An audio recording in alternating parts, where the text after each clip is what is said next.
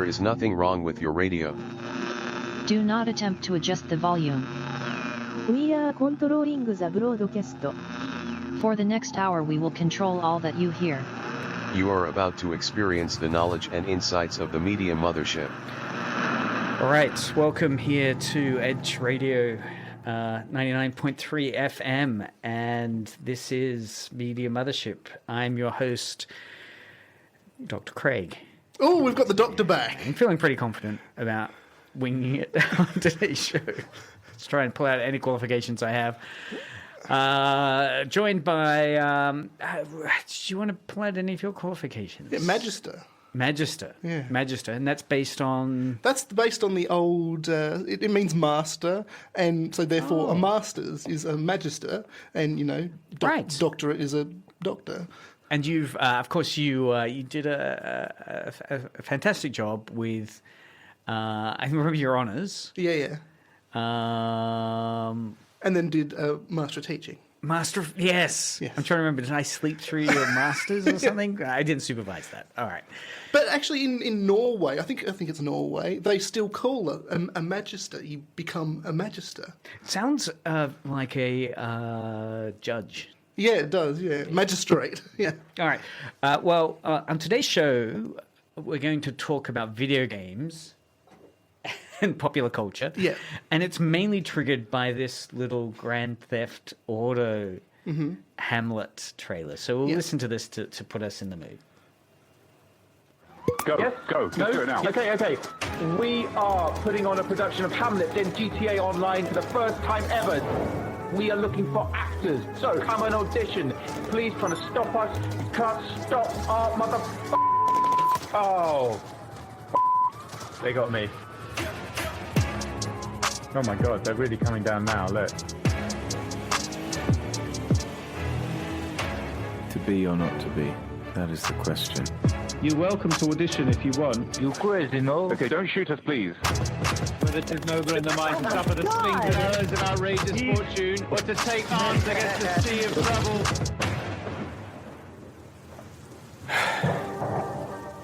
No one's going to come. No one cares. It's not a real thing. It's real to me.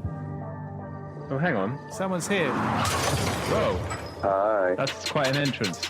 You can call me Star. I'm Jen. I'm Tilly. I'm Defoe. My name's Gareth. While you're doing your dance, try saying to be or not to be, that is the question. Look, my lord, it comes. It's like Shakespeare on $1 billion budget. Cops are here. Maybe he's a purist. We just keep coming across these people who want to help us. That gives me hope that what we're trying to do is possible. Welcome, ladies and gentlemen, to Grand Theft Hamlet.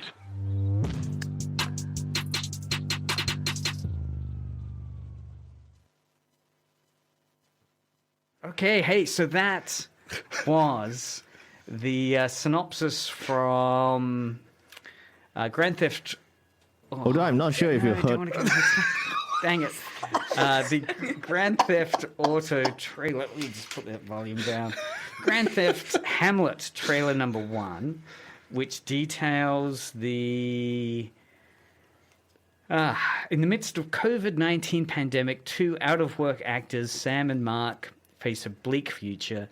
Desperate for purpose, they stumble upon an idea, stage Shakespeare's Hamlet, within the ultra-violent world of Grand Theft Auto Online. Shot entirely in-game, Grand Theft Hamlet explores their attempt to merge classical theatre with a chaotic digital landscape, with stunning visuals and unexpected moments of reflection. This engaging documentary examines how ancient cultural narratives can still resonate in new virtual spaces, raising questions about art, isolation, and the digital world's potential for storytelling. You know, the strange thing about that is how they said, like, because of COVID-19, that was an out-of-work actors. Yes. As an actor myself, you're always out of work until some ridiculous director decides to actually put you into a production. It's pretty status quo. environment to be in, isn't it? Anyway, and this harkens back, way back, maybe 10, 15 years ago. I had to teach a class at university on video games, virtual worlds and video games. Yeah, I remember it well. And yeah, you were in it. And I was pitching these ideas around how to take video games and put it into the real world. So to help us on this journey today, we've brought along our special guest, Leo. Hi. Hey, Leo. You do your own show here on Edge every Tuesday at 11. Yeah, 11. It's Hyperfixation Sensation. Basically we just bring in random people, such as you, Craig. That's right, I was on this Tuesday. Yeah, this Tuesday. That's basically my show, I guess. We talked about board games. Oh, yeah, we did. I found that it was quite a good show. We got off track a couple of times, but that's just fun. Always happens. Yeah. So, Hyperfixation Sensation. And in many ways, Media Mothership really does take that as its modus operandi. It's our whole purpose. We dive deeply into whatever fascination I've stumbled across that week. Exactly. Yeah. Often it's oldie radio from the 1930s. But today we're going high-tech modern. And we've got Big Boy Nady already on the chat. Thanks, Big Boy Nady. You can, of course, watch us on YouTube stream, Twitch stream, digital broadcast DAB, the FM system on analog 99.3 FM, or just head over to edgeradio.org.au. And send us a message at 04888 which Big Boy 11787. Nady has done. Hey, big bosses, sorry I'm 3 minutes late. I keep forgetting it's Thursday. Listening whilst I play Flight Sim. Oh, yeah. And eat my dino nuggies. Flight Sim. Great. Because I know, Leo, you're a huge Flight Sim fan. Yeah. I personally love playing X-Plane 12. X-Plane. Yeah, X-Plane. Yep, so that's like Microsoft Flight Simulator. It's one of those ones where you can fly from a real-world airport. What's some of your flying experiences in X-Plane? So, have you flown from Hobart Airport? Yeah, I have.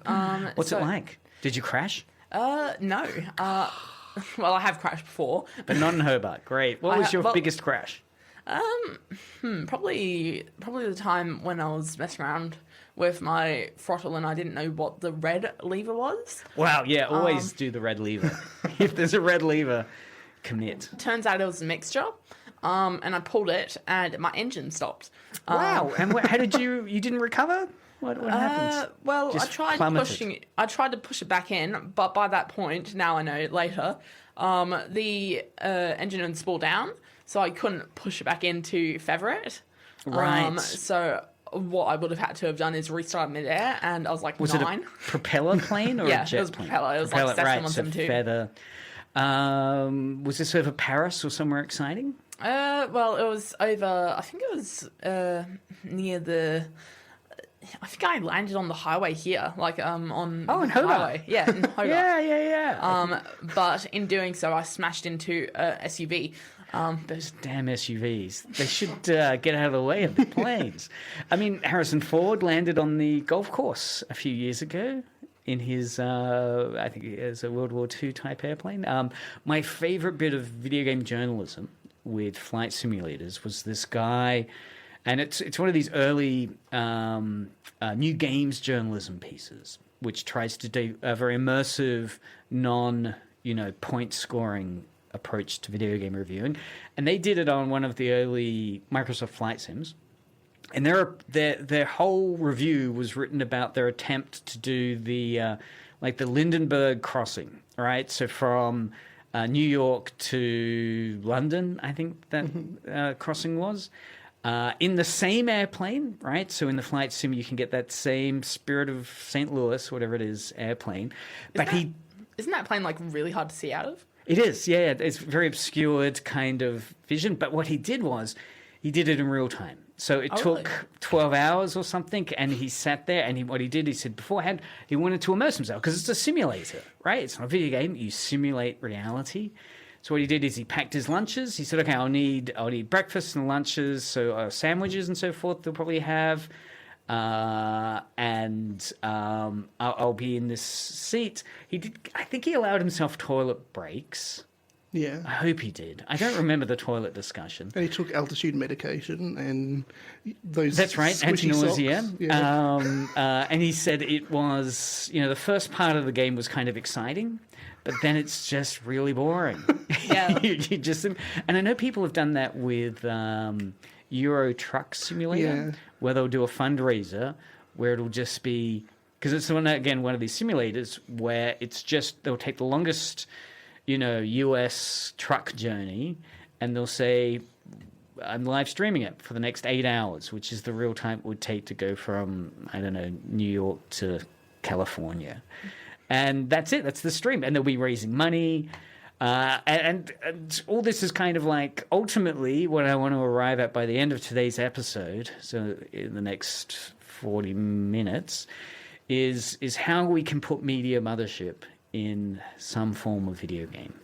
All right? Like to do a video game and Media Mothership at the same time. Like Hamlet in GTA, we brainstorm. Like, have you played Roblox? Yeah, I have. Because I reckon that even the equipment here could play Roblox on. Yeah, probably. Could we do a Media Mothership episode live in a Roblox space? Like, yeah, is there a radio studio in Roblox? Is there a radio studio game? You can make one. There we go. So join us on our Kickstarter. We just need to hire a video game. If there's any Roblox developers, message in on 0488 811 707, or you can find our number on the top left of our website, edradio.org.au.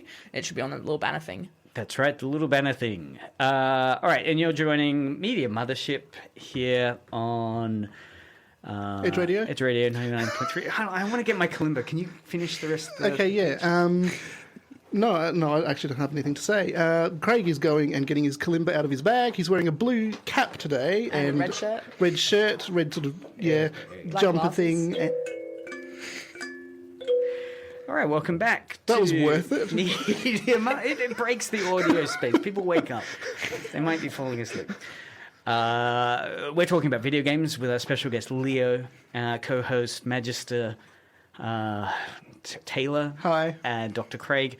Actually, we need to find a title for you by the end of the show. Yeah, so probably. We'll brainstorm. Bit of news in video games. So I did do a survey of current video game news. Yep. Let's play a sample of this. It's from the latest Chinese video game. Turn the volume up. That's first. not the name? Oh, on this? Yeah. No, on that. Oh, yeah, it's way down. The video game's called Wu Chang, Fallen Feathers. Wu Chang. Wu Chang. And it's titled Wu Chang Got Hit by the Censorship Hammer. And Okay. Here we go. Although I'm not sure if you heard it, this game got censored by their own developers, essentially like changing the entire game, changing all of the storyline, everything. No, the censorship is not because of fan service. It's because changing the entire game, changing all of the storyline, everything. No, the censorship is not because of fan service. It's because in this game, our protagonist essentially is killing the Ming Dynasty, the remnants of the Ming Dynasty, who are people of Han, like descendants of Han, the Han people. That's why the Chinese fans were mad about this. This is essentially talking about the Manchurian, the Manchurians overtaking the Ming Dynasty. That's why people are kind of mad about this. Not because of the fan service, mainly because of historical stuff. All right, so that was Astarian TV and his take on the censorship hammer in Wu Chang Fallen Feathers. So if you didn't catch what he was saying, What's happened is that there was a patch recently done, which meant that it basically transformed entirely the type of challenges you face in this game. It's a Souls-like game, right? So, you got insta-death, and it's quite challenging and, quite photorealistic. It's set in this kind of ancient Chinese period where you can challenge various big bosses. But it transformed those challenges so that you can no longer kill those classic Ming Dynasty mythical boss figures. You can only exhaust them. And that was because there was a right-wing conservative nationalist backlash against this game saying, hey, you can't kill our national figures in this game, right? These mythological symbols of China. Yeah, going against the Han people, which make up like 85% of the entire population of China. So it's a big number. So it meant that the game's own developers went back into it, modified it. Many people are saying that has resulted in breaking the game, because you can now no longer finish certain parts of it. You can't get these awards. You can't. So it kind of contradicts the whole stakes that the game's built up around. So there's an article in Rock Paper Shotgun, PC gaming since 1873. 1873 PC gaming. Saying... That's close to when you were born, right? I am nearly 200. Yeah. Oh, no. I was thinking 19, not 18. After Wu Chang Full and Feathers controversial patch 1.5 made key bosses immortal, here's the obligatory rollback mod. So Video Gamer has modded it to reintroduce the deaths of those characters in a mod. So yeah, go for it, mods. Always a happy kind of some of these modders do all the heavy lifting for fixing when the updates break the game. A lot of games I've played, they've had a lot of problems with updates breaking games. Such as Ready or Not, which is what I believe we're going to be talking about later. Is that correct? Yeah, well, let's go into that now. So Ready or Not was the it's like a game? First-person shooter. Basically, you're a tactical SWAT officer, and you run a team of 5 people, including yourself. So it can either be AI or it can be real people. So, with real people, you can have as many people as you like, under 5 people. But there are some mods that allow you to have more. Basically, my microphone's a little bit muffled because it keeps on sinking whenever I try to lift it up. Basically, you are a SWAT officer. And you try to disable any kind of threats, and you try to preserve life. Unlike most other tactical shooters, where you're trying to actively, shoot people and kill them, in Ready or Not, one really cool thing that I like about it is you're actually almost like a real SWAT officer, where you're trying to actually stop people from dying by using less lethal munitions and stuff like that. And the only way to be able to get the S rank, which is the highest rank inside of each server, is by not having anyone die whatsoever. So it's a lot more of a different type of tactical shooter than most other tactical shooters out there, such as Fortnite or well, it's not exactly tactical, but well, there's teamwork. But yeah, sometimes it's a lot different to a lot of other shooters out there, So yeah. Well, actually, it dovetails into what Big Boy Needy, thanks again for messaging in. Big Boy Needy has messaged in just there saying there are GTA modded servers. They do like roleplay servers. The client is called 5M, so you could look them up. So that's something we could think about if we get a computer that can play GTA. But that sounds very roleplay based, right? Not exactly Ready roleplay. or Not. Not exactly. Well, let's listen to the trailer. I've pulled up the trailer here for Ready or Not. Are You Ready? Official 1.0 launch from last year. 911, this call is being recorded. What is your emergency? I need the police. You need to send the police right away. Come help me. God, I'm sorry. I don't want to die. I'm sorry. Help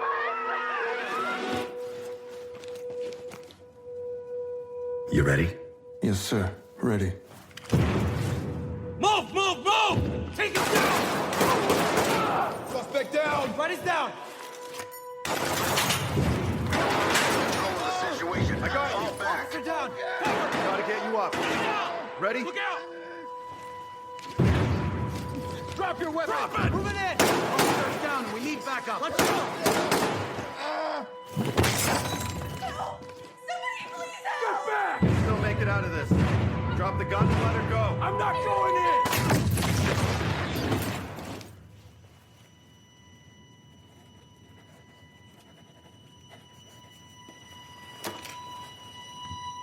So, are you ready?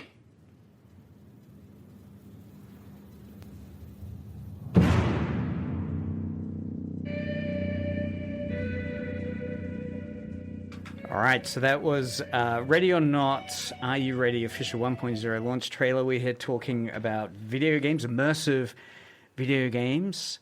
And I'm Dr. Craig, joined by Mortarclaw. That's me. Taylor. Are you Mortar? What's Magister. Magister Taylor. And DJ Leo Person at Leo. this point. DJ Leo. We'll Person go with Leo. DJ Leo. We'll keep workshopping that. So why do you need to be ready to play this game? If you're not ready, do you lose the game? So there is a certain mode where if you aren't ready, then you lose. It's called Iron Man mode. Oh, right. So basically, you need to run in, and it's very similar to real life, where if you die, you lose your entire save file. Ooh, nice. Yeah. I love that mode. Permadeath. Yeah, permadeath. But you don't die in real life. No. Let's make sure that's clear. It's not the Matrix. Unless you use a VR mod where you can, you know, Just that, like the you know- Matrix. you know that VR headset that can kill you if you lose inside a game. Oh, wow. Is that the Yeah. one that I use? Damn. There's also And you there's also VR mods. So if you use those two combined, then you Sounds know. like the Saw movie or something. Yeah, kind of. I reckon we could do photojournalism in that game, right? We'll be interviewing the other people that play the game while we're playing it. Is it a multiplayer game? Yes. Yeah. So I'd say, I'm an embed from the Murdoch newspaper, and I'm here to create a news story. And we'll do it live radio. You're a what from the Murdoch? Embed. Inbred? Embed. Oh. You're listening to Media Mothership here on Edge Radio, 99.3 FM. And, because Time Magazine actually did this, where they sent one of their news photojournalists into, who'd covered numerous war zones, and they gave him his assignment for one of the Time magazines was go into the video game Last of Us and create a photojournalism report on it as if you were a photojournalist in an actual world setting. And he said he found it actually really difficult to not create basically advertising for the video game because it looks so good. And you can craft video games so well. So there are some video games where you can get like a photo mode or you can create like a screenshot from it. And they're designed for creating really engaging photos that you share. And he was saying he was able to create some pieces which were gesturing quite classical photojournalism, conflict, war zone pieces. But he was saying, actually by the end of it, he felt it was desensitizing. The video game experience left him quite worried about the type of media effect with violent games. How have you found Ready or Not in terms of, because at one level there's guns and violence, but then at another level, because it's co-op, you're having to do a lot of real world team building, communicating, some really important skills. How do you find the team building nature of Ready or Not? Do you multiplayer on it or single? Yeah, I do play. I do multiplayer on it. Sometimes, but at the moment I'm mostly single playing it, but with AR teammates. But something really cool I've discovered when it comes to single player is you actually have to deal with your teammates' stress.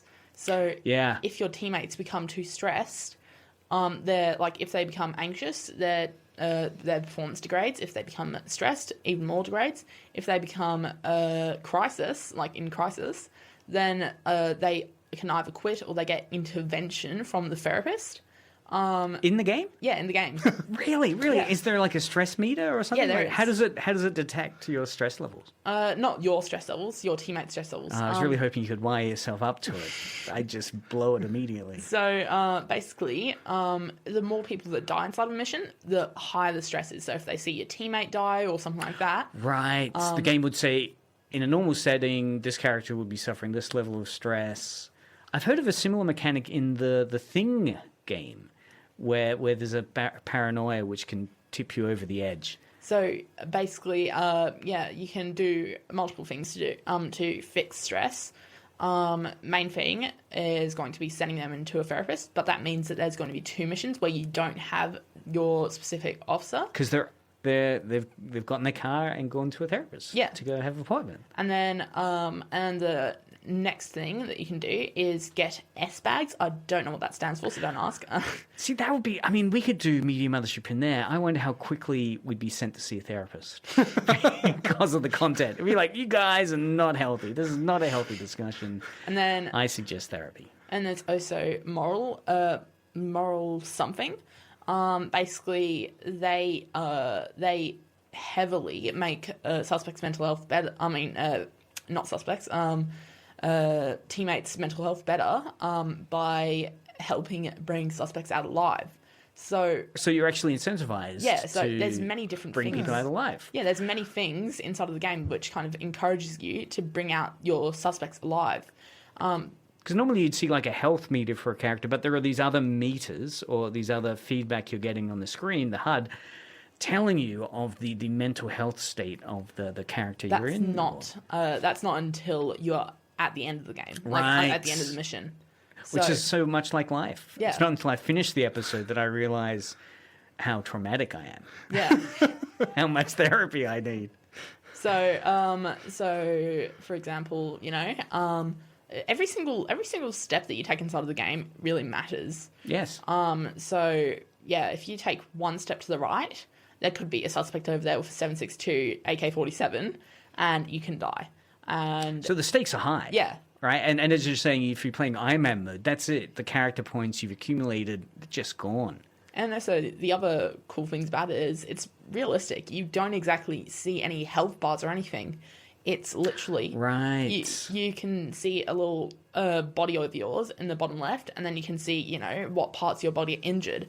So, for example, if your right leg is injured and you try to kick down a door...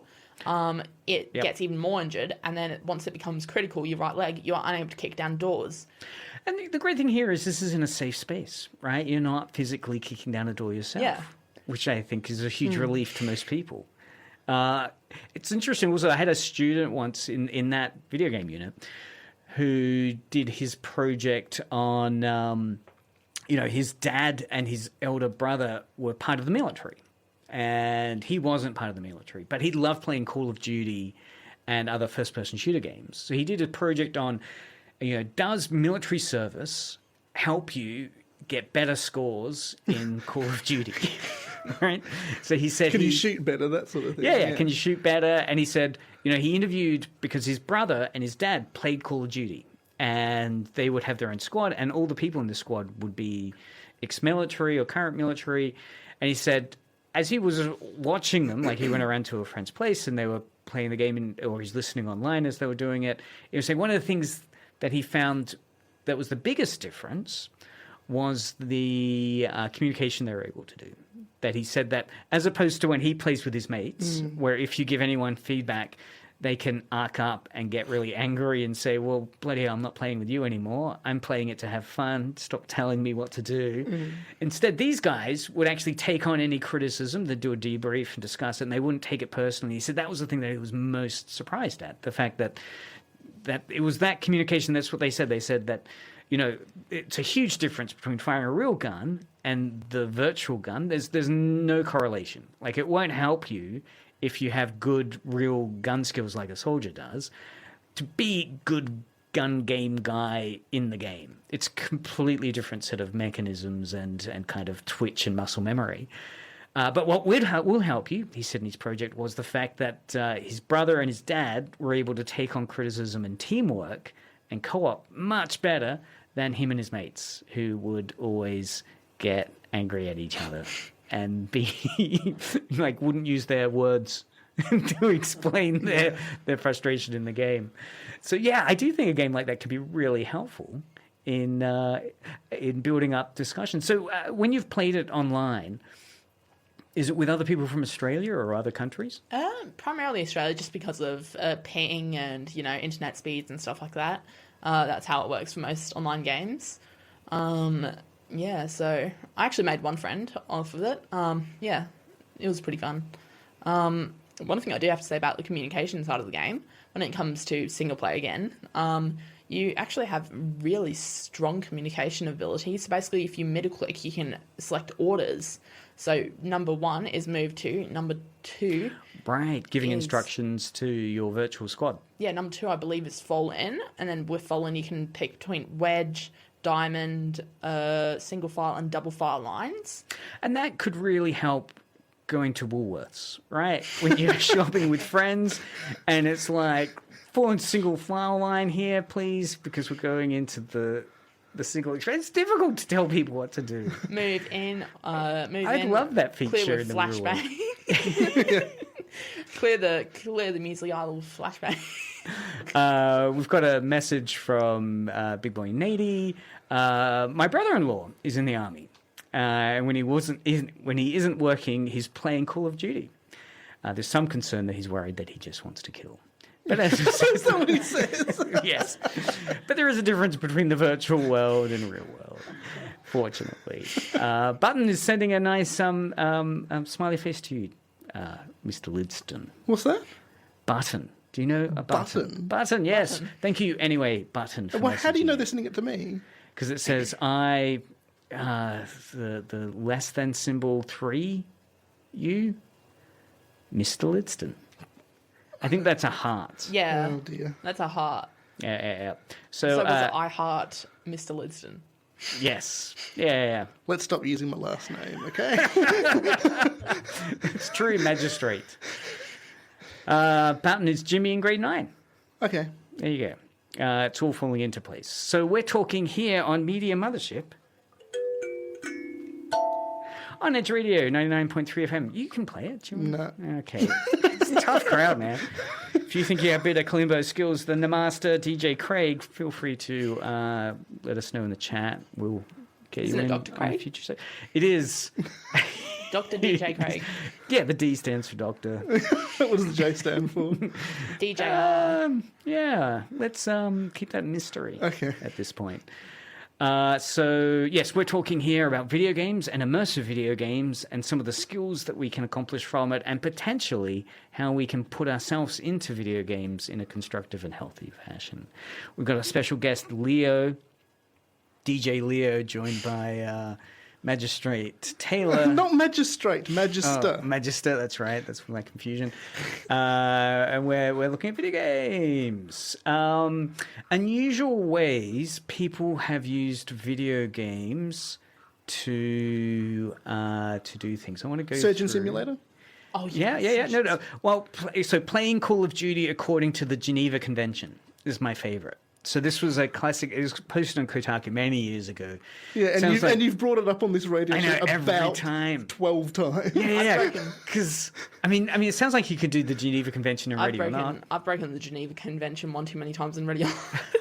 Really? Possibly. Well, you're amongst friends, Leo. It's okay. And plus, we've obscured your real name by saying DJ in front of it.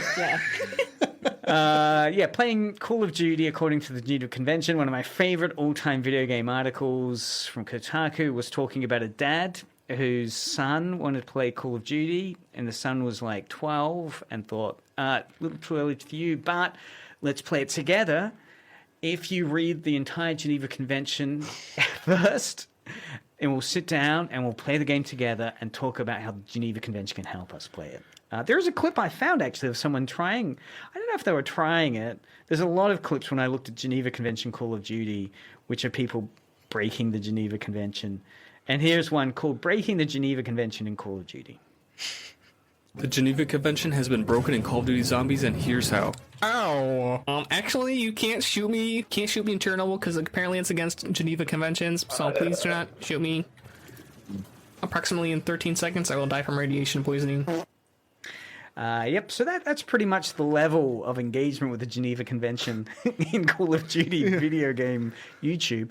But this one was, Dad tried to play it. And of course, mainly with the Geneva Convention, it's once a soldier appears to be surrendering, you can't shoot them. Okay. Which is the problem that many people have found, that there's the no Russia level in Call of Duty 4, I think, where basically you're part of a US embed in a Russian terrorist cell that then is in an airport. Yeah. Yep. You can choose not to fire, but basically, you're witnessing, a complete break of the Geneva Convention. Pretty shocking, that one, when I first played it. Yeah. Speedrunning. This type of challenge run in which players attempt to complete a game as quickly as possible. Speedrunners often use glitches and exploits to shave off seconds or even minutes from their time. Speedrunning can be a very challenging and rewarding hobby. Have you tried to speedrun any games? We just received a message. Yeah. It says it's COD Modern Warfare 2. Oh, is that the one with the no Russian? I believe so. Level. That's what they're referring to, I think. So. Yeah. I mean, it got so much news. It was such an interesting intersection of real-world nervousness around terrorism. And, very much in Australia at that point where there was a heavy kind of nerf hammer on video games. There wasn't an R18 classification yet in video games at that age. So Big Boy Nady said the Geneva Convention's for losers. I don't think it's a healthy conversation. No, but I think it gives sort of because he's a kid in school and the father with his kid. So did that kid who his father forced him to play via Geneva Convention? Did that kid like his father growing up? Well, how would you react to your father or your parent if they required you to play the game according to Geneva Convention? Right? What does ChatGPT say for how to handle that conversation?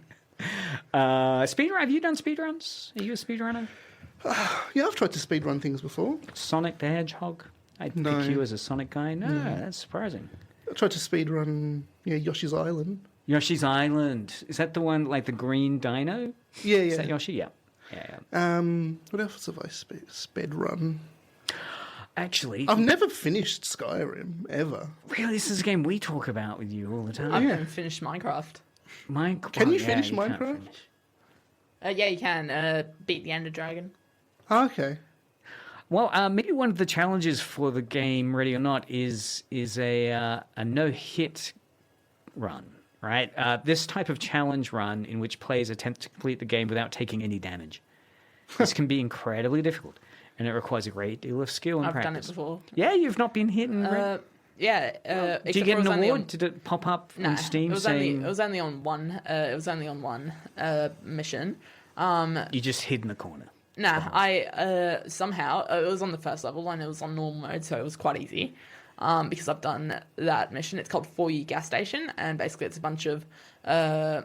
guys are addicted to drugs and they need drug money, so they decide to rob a gas station, and for some reason SWAT gets called. Yes. Right. So that's the easiest level. And I managed not to take any damage, and nor did any of my teammates. Yeah. Big Boy Nady's messaging saying the Australian Defence Force is pretty infamous for war crimes, as of our involvement in the Middle East with whistleblowers being arrested. And I think that's the great thing about this conversation. Bringing it back to... About video games. Yeah, well, it's all reflections of real-world situations. So we could talk comically about the Geneva Convention and, how difficult it would be to get beyond the loading screen in Call of Duty to play it. But nevertheless, I mean, it's a good space to ask questions about it. Why is it so difficult? And should we require that as a challenge in some first-person shooters? My teachers keep on getting angry whenever I use the word "why" because I use it way too much. Why? Yeah. I just thought I'd bring that up because you used the word "why." Right. Well, yeah, we're going to spread all the W's. Who, what, when, why, where, how. Yeah, so if you hear any laughing, that's my mum in the back corner. Yes, thank you for coming. We haven't put you on mic yet. I guess that's lucky. Next time. How about this challenge? Playing with unusual controllers. This type of challenge run in which players attempt to complete a game using an unusual controller. Imagine that Guitar Hero guitar? Yeah, exactly. Using the Guitar Hero guitar, a steering wheel, right? Anything that's meant for another game, right? So the steering wheel feature. Not even really another game, because the one I'm thinking of, as soon as you said that, was the person that was playing Pokemon through... Twitch? No, what? There's Twitch Plays Pokemon where the Twitch subscribers to this thing told him how to play it. Through flute. Through a flute, like a kalimba. Yeah. And depending on which note it was, because they had like a Raspberry Pi which was linked up to a microphone, which took the signal of what key was being played, and then it would then move the character up or down or left, right, A, B. Wow. We could do the show by the notes I take as the conversation that's created. Like that. So instead of talking, you just play that. Just imagine. Sounds great. No, I took it up to ChatGPT, and it would be like that would then trigger ChatGPT to say, you must now ask the following question on air. Imagine if you're in a gunfight and you just hear bim bim bim. Yeah, it's very immersive in this studio. Super Mario Brothers was originally designed to be played with a D-pad, but players quickly discovered that they could also use the directional buttons to jump higher. This led to the development of bee-hopping technique, which is used by speedrunners today. Yeah. The more you know. Legend of Zelda, Ocarina of Time. Have you Just get rid of all the words in that sentence. Yeah, I've played that before. Okay, this was originally designed to be played in a linear fashion, but players quickly discovered that they could break out of the game's boundaries and explore the world freely. Right. This led to the development of the Zelda speedrunning community. Dark Souls is a notoriously difficult game, but players have found a number of ways to make it easier. Have you played Dark Souls? This is one of those permadeath games, right? I think it's a reset game. Like you die, and you have to go way back to an early start point. For example, some players develop glitch runs which are completed without using any glitches or exploits. Others have developed no-hit runs. I just remembered it wasn't Mario. It was Call of Duty multiplayer. So there was this fellow who was going like beep, and then it would put the reticle over to the left a little bit, and because he was playing sniper, and then he'd go beep, and then it would shoot. Crazy. The Sims is another notorious one where people do all manner of bizarre psychosocial experiments on their sim creation. Have you ever played The Sims? Is it a bit like Minecraft? A little bit. Also played Bloxburg, but... Bloxburg, is that on Roblox? Yeah. Is that one that Media Mothership could do an episode in? Yeah, I guess. But it's kind of boring. Roblox, get in touch with us now. Yeah, Roblox, multi-billion-dollar company. Yeah. They're a friend of the show. In the midst of a bunch of controversy. I know. There's the controversy around their...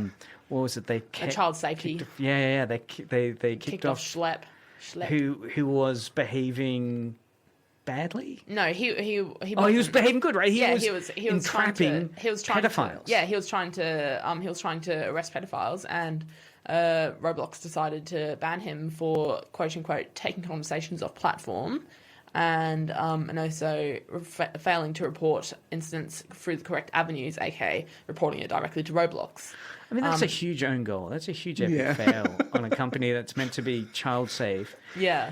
Big Boy Nady's message in saying he grew up on The Sims 3. Because I've heard people they've created like a swimming pool or something, given the people a phobia of water, and then removed the letters from the swimming pool and put all the characters in there, and just seen them, basically need a therapist by the end of it. Feel free to send your confessions, Big Boy Nady, to the chats you've inflicted in Sims 3. You're amongst friends. Anyone else that wants to send in any confessions, message in on 04888 is a 11707. 707, yeah. 04888 or jump on the YouTube or Twitch chat to send us your thoughts of your own experiences in gaming. Or if you want to contact Dr. Craig directly, his number is... Is this because I said your surname on air? Yes. The stakes have risen. You can also find our phone number on the top left of the website, edgeradio.org.au. That's something that I just like including on my shows because it's a lot easier for most people. It's true, yeah. If you go to our website or the Edge Radio website, www. Seems like we only got 10 minutes, yeah. Yeah. So we're wrapping up now. What video game are you currently playing, Leo? Ready or Not. Ready or Not? Yeah. Yeah, high rotation. Actually, I'm playing the digital version of a board game, Spirit Island, because I did so badly with it. In real life. Yeah. I tanked it. All right, it's a co-op game, and if one person doesn't do well, it's kind of like everyone tries to help you. It's like, I feel like those, I just need some military training to understand how to get constructive criticism. Early. So, one quick question. What is your decision? Are you going to Father's Day, or are you going to see Jaws? Right, I got the date wrong. Oh, really? Father's Day is not this Sunday, it's next Sunday. Oh. Is it? I don't know. That's what maybe it's my kids trying not to do it for me. Dad, it's not this Saturday. Because this. Oh, no, it must be next. Yeah, the 7th. That bang was his phone. Don't worry, guys. No, nothing's going on. No Ready or Not stuff. What video game are you playing at the moment? I'm going through all of the different roguelikes at the moment. Actually. Really, So what is the roguelike genre? It's one of those ones where, rogueliked. L-I-G-H-T, not L-I-K-E. No, L-I-K-E and L-I-T-E. They're both sort of legit. Part of the genre. And people don't really understand the difference between them anyway, so it doesn't matter.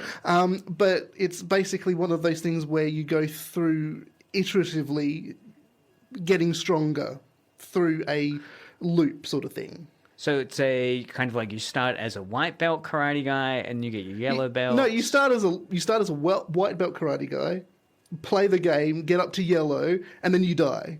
So you start back as a white belt karate guy, but you've got an extra punch you can do every round. That sort of thing. So what games are like these? What are some of the... Well, the ones I'm playing on my phone at the moment are Balatro. Any Balatro players out there, feel free to challenge Taylor during the fundraiser. We'll set it up as a fundraiser. Have you ever played that? Is it a board game? It's a card game. Oh, okay. No. It's a card game sort of... deck builder. No, it's not deck. Well, kind of as a deck builder, but it's like you get poker hands, but you then play against the computer just to a pre-generated amount, and then you've got all of these different Joker cards, which have got all these different effects to give you more and more money. And it keeps getting harder and harder. But it's not gambling. It's not gambling. Because, I mean, one of the things in a future episode I'd love to get onto in Media Mothership, if I can get some research and maybe a neuroscientist on the show to interview, is video games and the brain, right? The serotonin that gets released, the dopamine that gets released, the norepinephrine. Oh, you know that one.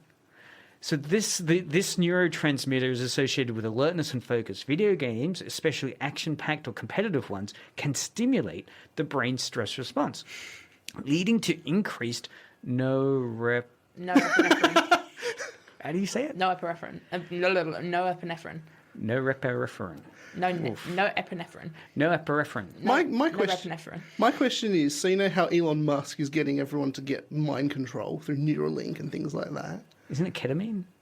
It's a Neuralink. Okay. Like you know how the Tetris effect. Oh yes, yeah. When people see the Tetris puzzle in the real world after they've played it. Yeah. So you play Tetris for like 5 to 10 hours, and then when you close your eyes, you can see Tetris. Yep. Do you reckon in the future that people will be able to hack into your Neuralink and then play Tetris in your mind because it's in your mind as you're... Well, yeah, and I was saying, I mean, it does. I mean, it's a shame we've only got 6 minutes left. There's already some pretty interesting things to quite similar. In fact, I somewhat consider even better the Neuralink. such as like there's this new field called biohacking, where you quite literally hack your own body in a way. So I've actually met someone that had a chip inside of their like webbing between their thumb and their index finger. And basically that allowed them to unlock their house by just tapping their hand up against their front door. Yes. Yeah. Yes. It opens up all these questions, doesn't it, about... And they say most people regret their tattoos. That's true. Yeah, tattoos as a really sorry reflection on some poor choices in life, let alone... And you feel like that's permanent, rather than getting a little bio card chip thing on you to... There's also some other pretty cool things, such as some people have actually quite literally put magnets into their fingers, into their ears, so they can feel or hear magnetic vibrations and feel electric fields and stuff like that. I found that quite interesting. Entirely. Look, and I do feel that media and technology can fundamentally change and rewire our minds in really interesting ways. I heard a story about someone that had a magnetic finger implant inside of their what finger is it called? It's in between your middle finger and your pinky finger. Right, yes, the ring finger? Yeah, the ring finger. So they had a magnetic implant inside of their ring finger, and as they were going through a metal detector, they suddenly started looking around because they felt something, and they didn't know what it was. But instead of looking at their finger, they naturally started looking around, indicating that they actually developed a new sense. It wasn't just them feeling that their finger was vibrating. They actually thought that there was something nearby them. Yeah, look, and, the cochlear implants... And then 3 years later, they need an MRI and bye-bye fingers. It's very moral panic. Big Boy Nady's messaging to say, I would 100% be a Neuralink hacker. But if any government officials are listening in, I'm definitely joking. So he's in the clear. Yeah. Thank you, DJ Leo. I think this has been very informative. We've ended on such an exciting note in terms of bioengineering and hacking that we'll have to pick that up at a future point. Any biohacker people out there, feel free to message in 048888110707. Or catch us up on our socials. You can reach out to Media Mothership on its Facebook page, its Instagram page. It has a website, mediamothership.au. No. Is that wrong? What did I say? .com? .org? I think. Well, that's Edge Radio is .org.au. Yeah. I'm not on org though. I don't think I got the com either. Anyway. Oh no, yeah. You are just .au because you hopped onto that trend, and nobody else did. All the best. Well, it's distinctive.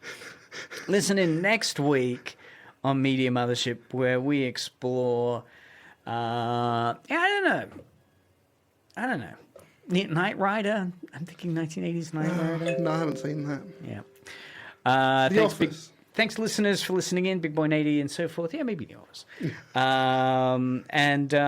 If people are interested in what Leah has been saying, listen in on Tuesdays at 11 o'clock live to... You can message in and I can answer any questions. Hyperfixation Sensation. Any other way people can reach out to you? Have you got a... we have an Instagram. I don't know what it is because my co-host Jen runs it. She's my support worker. Do we have any shows after this? No. Oh, that's cool. Yeah, I want to show Mum the setup. Oh, yeah. There's a lot of junk on the table at the moment, as people will see on the stream. Yeah, cool.